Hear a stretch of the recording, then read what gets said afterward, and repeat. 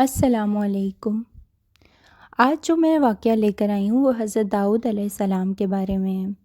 حضرت داؤد علیہ السلام کون تھے اور ان کی قوم پر عذاب کیسے آیا اور وہ عذاب کیا تھا؟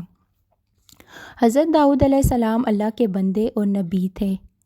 اللہ نے ان کو بہت خوبصورت آواز عطا کی تھی، پہاڑوں اور پرندوں کا ان کے تابع کیا تھا۔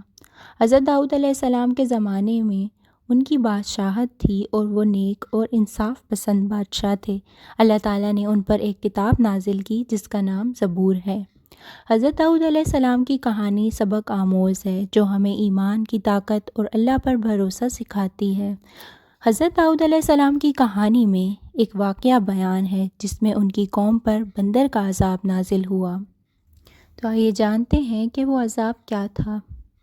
حضرت داؤد علیہ السلام کی قوم کے 70,000 افراد سمندر کے کنارے ہیلا نامی ہستی میں رہا کرتے تھے اور ان لوگوں کو اللہ نے 1000 نعمتوں سے نوازا تھا، لیکن جب راحت اور سکون آیا تو یہ اللہ کی عبادت سے محروم ہو گئے اور اللہ پاک کی مخلوق پر ظلم کرنے لگے۔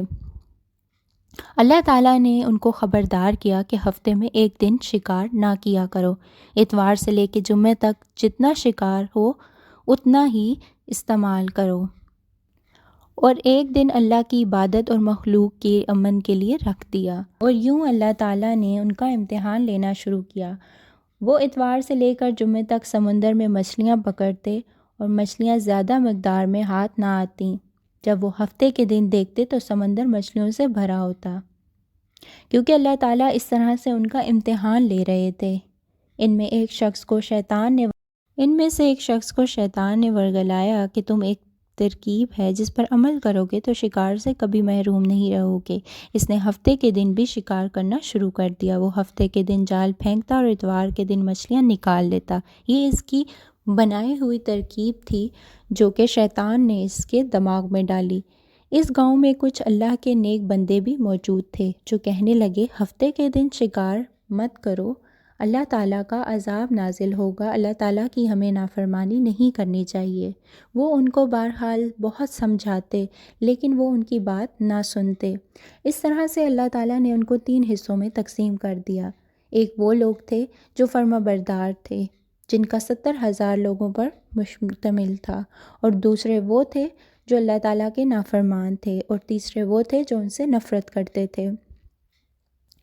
اس طرح جو فرما بردار لوگ تھے وہ ان کو سمجھاتے رہے لیکن انہوں نے ان کی بات نہ مانی، اور وہ مسلسل اتوار اور ہفتے کے دن یہی کام کرتے رہے۔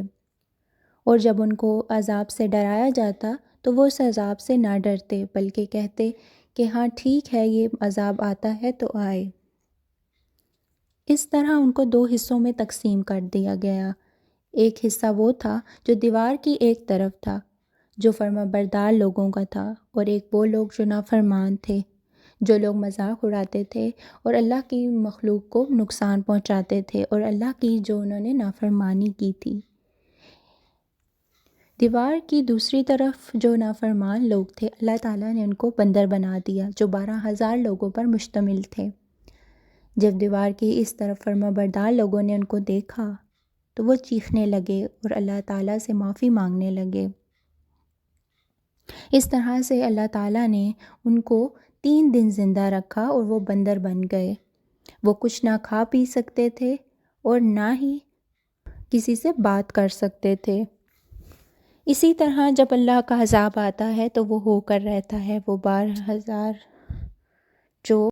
جب اللہ کا عذاب آتا ہے تو وہ ہو کر رہتا ہے۔ جو 12,000 بندر بن چکے تھے وہ نہ کچھ کھا سکتے تھے نہ پی سکتے تھے، اور وہ 3 دن بعد مر گئے۔ جب اللہ کا عذاب آتا ہے تو وہ آ کر ہی رہتا ہے، اس کو کوئی نہیں ٹال سکتا۔